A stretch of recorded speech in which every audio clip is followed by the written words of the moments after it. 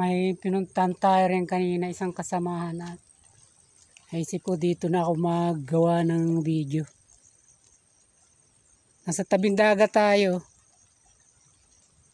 At sa isang banda okay na rin to dahil parating dyan sa bahay.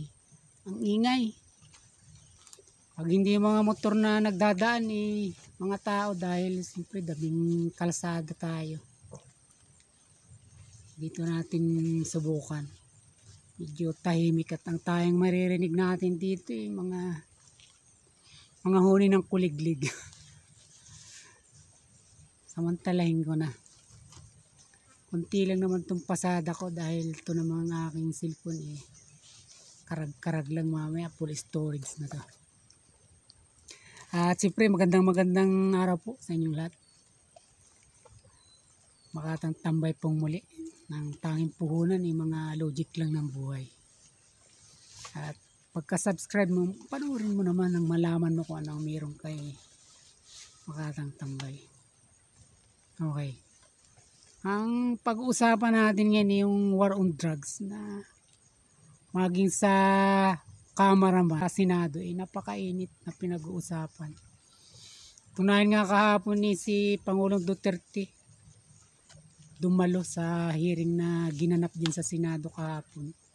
At tungkol ito sa war on drugs. Ang nakikita ko rito sa war on drugs na ito. At doon na rin nakabase sa napanood nating pag-iimbestiga, pagdinig kahapon. Inaano si dating Senador Leila de Lima. At dahil war on drugs nga ito, ang inuukil-kil nila parati isang masamang tao si Duterte at mamamatay tao nga ito. Dahil sa paglulunsad nito ng madugong war on drugs. Kahit nung hindi pa ito Pangulo, nung mayroon pa lang ng Davao at hanggang sa maging Pangulo. Kumbaga mula sa isang siyudad, nung maging Pangulo, pinalawak na niya nationwide na.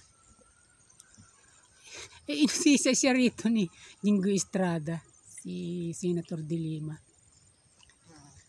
Kung bakit kumpleto na pala ang mga ebidensya ninyo, bakit ang tagal mong naging chairman ng CHR, ng Commission of Human Rights, ba't di mo sinampa ng kaso ni dating Pangulong Duterte? At ang tagal mo rin naging DOJ Secretary, nasa iyo ang lahat ng kapangyarihan ng mga panahon na yun.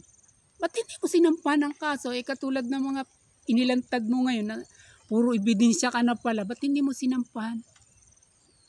Yun ang katanong-tanong talaga na talagang siyempre kahit tayo din yung tinatanong natin. Bakit nga hindi demanda? Bakit dinadaan parati sa hearing?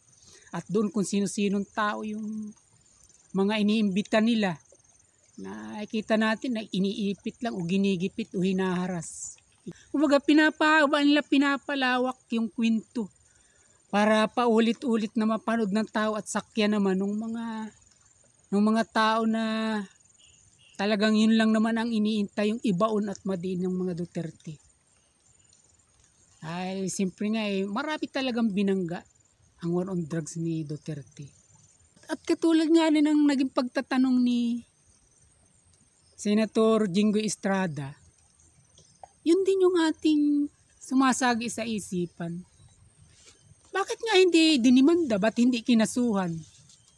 Ang palusot dito ni Senator de Lima, sabi niya hindi naman nakikiisa yung mga nag-aakusa o yung mga biktima dahil nga sa takot.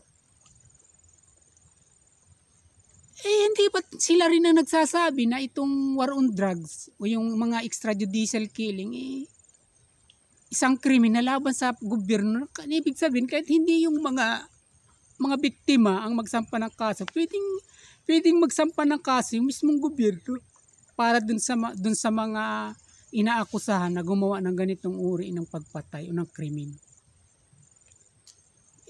Ito parang nang nakikita natin naiisip at kaya nga napareaksyon na tayo ng ganito.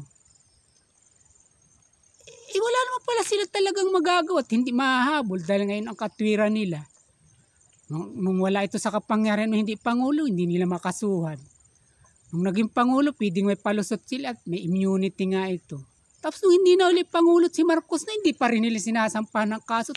Doon sila punta ng punta sa hearing, doon sa Senado at sa Kamara. Ngayon, mapapag-isip-isip natin at magkakaroon tayo ng conclusion na sila talaga parang ginagamit lang yung war on drugs ni Duterte kahit ang katotohanan ni mabuti ang naging epekto nito at naging resulta para pasamain at gamitin sa kanilang naghihingalo ng politika. Yun yung nakikita ko rito. Dahil may pagkakasala, umapatay, didimanda ninyo, ba't hindi nila magawa? At doon sila nag-iingay sa Kamara at sa Senado. O diba? Yun at yung tinang napapansin natin katulad ng pagtatanong ni Senator Jinggoy Estrada. At kaya natin gustong palitawin dito na pinipilit lang pasamain ang war on drugs ni Duterte kahit ang katotohanan naman naging mabuti ang epekto nito sa sambayanan, sa komunidad. Naging maganda ang resulta nito. Katunayan, ang pagdidiin nila sa ngayon sa pamahalaan ni Bongbong Marcos, pinagmamalaking paulit-ulit na bloodless ang kanilang kampanya kontra illegal na droga. Pero bloodless nga, ano ang resulta naman? Yun ang tanong. Di dapat magpakita sila ng katibayan na talagang tumahimik yung droga o nawala sa pamagitan ng bloodless nilang kampanya laban dito. Wala naman silang maipakita, wala silang mailabas. Bagkus ang narinig natin, puro negatibo na bumalik na uli sa dati. Kung dati itinatago ang pagbibinta ng droga, ngayon ay lantara na uli. At kung saan ka na makakita ngayon ng mga humihit-hit, sumisinghot ng mga pinagbabawal na gamot. Yun ang ating naririnig at napabalitaan. At inilalantad ng mismo mga taong nakakasaksi nito. Bloodless yun. Yung war on drugs ni Duterte madugo, ano ang naging resulta? Hanggang ngayon, yun ang minamahal ng tao. At nakita nyo naman sa Senado kung nanood kayo kahapon. Ipinalakpakan yung sinabi niya, pag ako nakabalik sa pisto, gagawin ko yan. Yung war on drugs na yan at dublado. Palakpakan yung mga tao sa Senado. Yan ang parang sampal sa mga tao ito na nagpipilit at nagbidiin na yung war on drugs ni Duterte ay salot sa lipunan. Pero ang katotohanan yan, kung tayo mismo ang magsusuri at susubaybay sa mga nangyayaring ito, ginagawa lang nilang sandalan yung war on drugs para pasamain ang makabangon sila sa nakalugmok na nilang karera sa politika.